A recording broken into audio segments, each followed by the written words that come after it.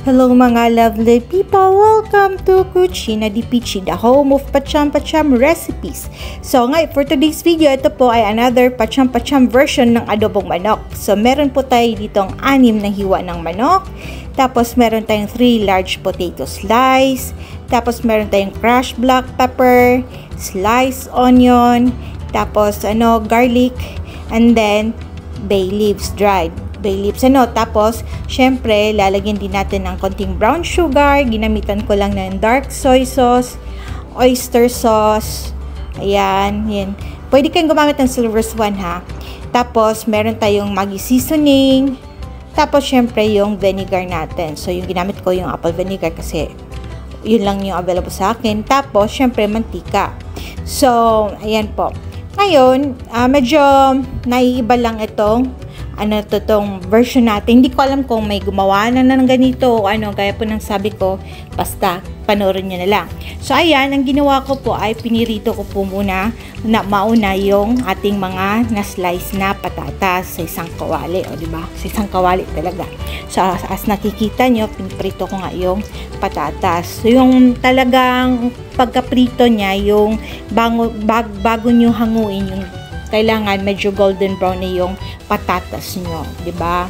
Kaya yun. So, sabihin na natin na itong version ng chicken adobo na ito, inartihang version, maarte na version. Hindi ko lang alam kung maarte, pero in fairness mga lovely people, yung naging result nitong pacham-pacham na ito, masarap talaga siya, di ba? Kaysa sa ibang ways ng luto ko ng chicken adobo. Ayan, so ayan po, binaliktad-baliktad ko lang yung patatas natin.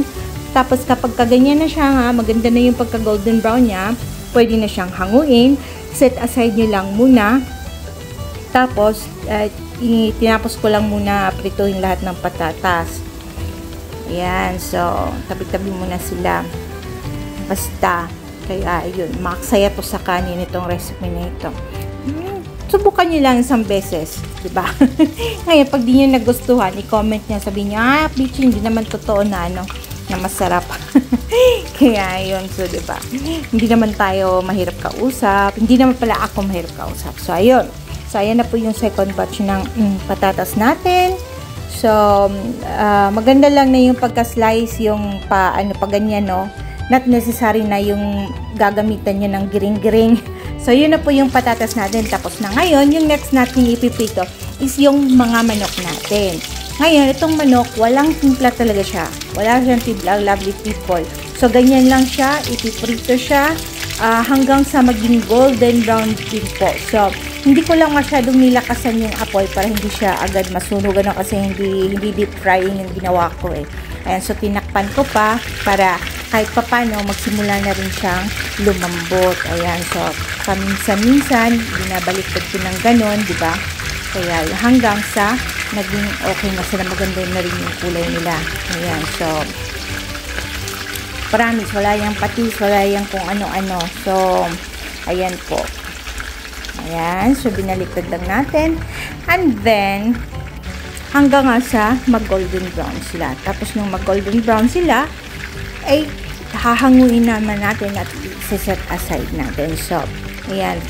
Meanwhile, makikita nyo na binabaliktad-baliktad ko nga, chinecheck ko, ayan, kung okay na ba, o ano pa bang kulang, ayan. So, pagkatapos nyan, nung naging okay na, kaya yung sinabi ko, sasantabi muna natin, and then, next procedure naman tayo. So, malapit na tayong matagal. Hindi naman siya yung cooking preparation niya, mga lovely people, hindi naman matagal, kaya yun. So, ngayon, ginamitan ko ng kasirola para mas malalim, kasi baka mamaya magkalat dahil sa kawaling maliit. So, ngayon, iginisa ko lang yung sibuyas, bawang, at saka yung bay leaves, at saka yung half teaspoon ng crushed black pepper. So, ayan. Ginamit ko lang yung oil ng pinagprituhan ko ng patatas at manok. Ayan, so, ready na sila. Ngayon, yung gagawin natin dyan, ay lalagyan natin yung manok na pinirito. Tapos, lalagyan natin ng Maggi seasoning. Ayan, so, dito na tayo sa pampalasa niya. Tapos, oyster sauce. Yung Maggi seasoning natin, siguro mga 2 tablespoons. Tapos, dark soy sauce, mga 1 tablespoon lang para hindi naman masyadong maitim yung adobo natin. Tapos, itong oyster sauce, lalagyan din natin ng mga at least 2 tablespoons lang din. Kaya, yun. Ayan, tapos halo-haluin. Tapos, nung after yun nating mahalo, doon pa lang natin nilalagay yung suka natin, yung vinegar natin. Ayan, so lagyan natin ng vinegar. Nilagay ko siguro mga at least 3 tablespoons of vinegar. And then, pagkatapos nyan, nilagyan ko na ng brown sugar, at least 2 teaspoons of brown sugar. Ngayon, 'di ba? Ang gagawin, tatakpan lang muna, wag mo na haluin kasi kakalagay lang ng vinegar. So, mga after 3 minutes po, ganyan na siya. So, wala po munang water. Ayan, para masipsip ng manok yung yung mga condiment na nilagay natin. So, alam nyo, kahit ganyan siya, very flavorful siya.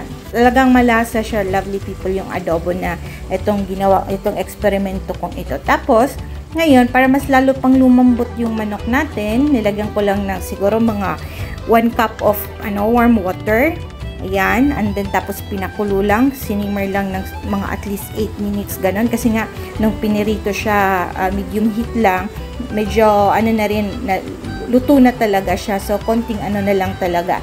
Tapos, nung medyo maglapot na yung sauce, inalis ko lang yung manok, set aside lang din natin. Ngayon, lalagay natin yung fried potatoes natin. Ayan, so, kunting lang, ilang siguro mga 1 minute lang, sakto lang na mag-coated yung natin, yung mga patatas natin ng adobo sauce natin.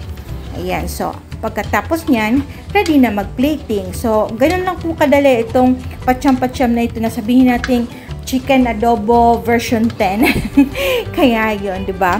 So, sana mga lovely people, may try nyo po at sana ay may natutunan na naman po kayo sa pacham-pacham recipe na ito na sinishare ko po sa inyo. So, bali wala po tikiman time ito kasi inisip ko adobo, napaka-basic naman. Alam nyo naman na lahat paano gumawa ng adobo. Pero, isinare ko lang itong ganitong procedure na pagluto ng chicken adobo. So, once again, thank you for watching. At saka po sa ating mga new subscribers, thank you for subscribing. At saka po sa mga hindi pa po nakapag-subscribe, please don't forget to like, share, and subscribe. And once again, lovely people, if you have comments and suggestion, please leave your comment down below the comment section. O, tama ba yun? So, and of course, ingat kayo lagi. Enjoy lang kayo kapag nagluluto kayo. Once again, keep safe. God bless. Ciao, ciao. Hanggang sa susunod po dito lang sa Cucina di Pichi, the home of the Pacham-Pacham recipes. Ciao, ciao. Mwah!